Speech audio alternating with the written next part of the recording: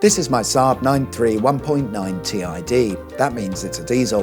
It's been detrimental to the channel for the last few years, having taken me back and forth to Scotland, Wales, Cornwall and everywhere else. We've done many happy miles together, and to say it's a dependable old friend is an understatement. So I sold it, and the car I've replaced it with is broken. But what car is it? We've had a good laugh on the Auto Shenanigans Facebook group as to what particular motor vehicle I potentially purchase, with suggestions including a Vauxhall Corsa, a Tesla, and many of you seem to think that a Volvo is clearly the obvious choice. Spoiler, it's another Saab. For f***'s sake, Edward, you've ruined it. Say hello to my Saab 93 1.9 TID replacement, a Saab 93 1.9 TID, but this time it's the estate version, or a 93 Sport Wagon to use the correct Saab terminology. I bloody love these, and I think an estate car in general is a pretty good choice. They do everything that you need, and you don't look like an absolute twat driving one. Looking at you, Karen wagon owners, let me show you around.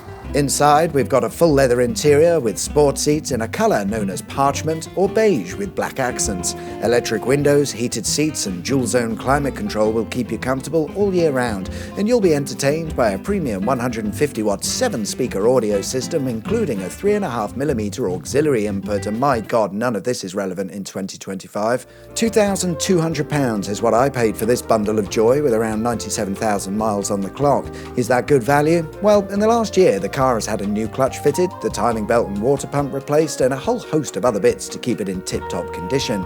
And before you jump into the comments to say how unreliable a Saab is, my last two all made it to near 200,000 miles, and if you look around, you'll find many high-mileage examples, so they can't be that bad. Except this one might be. It is broken, that wasn't clickbait, but I knew it was broken when I bought it. It allowed for some level of negotiation on the price, but it does mean that I bought a vital work car that's broken and needs fixing immediately. That doesn't sound sensible, does it? I'll talk you through the problems. The main one is the inlet manifold. This houses what are called swirl flaps, butterfly valves if you will, that control the fuel and air mixture going into the car. The problem with these engines is that it's very common for those to fail, leading to a loss of power and torque, and generally it'll drive like garbage. Furthermore, the car will overfuel massively, leading to EGR and DPF problems later on down the line. And it's not even Saab's fault, because this engine was designed by Fiat.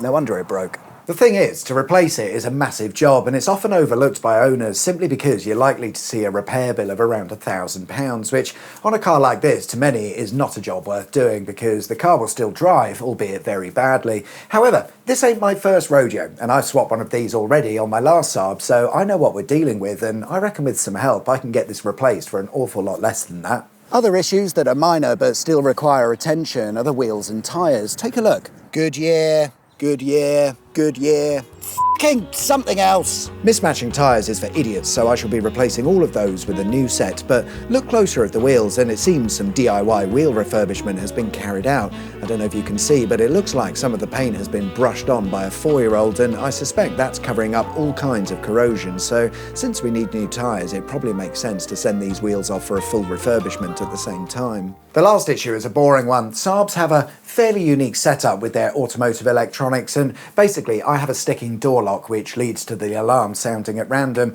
This should be fixable by replacing the lock mechanism, but it's one of those jobs that you just can't be asked to deal with. But we will, because content. There's a few other things we'll do just because we can, such as a service on the car, and I'm quite tempted to tint the rear windows. Don't get angry at me, they did that from factory as well, so I think that's allowed. I'll also give the car a proper clean and a detail at some point, because whilst the paintwork isn't too bad, there's plenty of light scratches from general use, and after I get that out, the paint should pop quite nicely, I think. So that's the plan for the immediate future, and I'll be doing a few videos along the way, and hopefully by the end of it all, we'll have a fully working and presentable motor vehicle, at which point, maybe we'll do a remap with a before and after dyno test. If you think that's a good idea and it's something you'd like to see, get up there in the comments. But the big question, I suppose, is why did I sell the blue Saab in the first place? Well, unfortunately, the clutch gave up, it needed a new timing belt and water pump, it had rusty rear arches and plenty of oil leaks around the engine, and sadly the cost of sorting that comes at too high a price for me to resolve. In the world of cheap Saabs, sometimes it's easier to replace the entire thing, and it's possibly cheaper.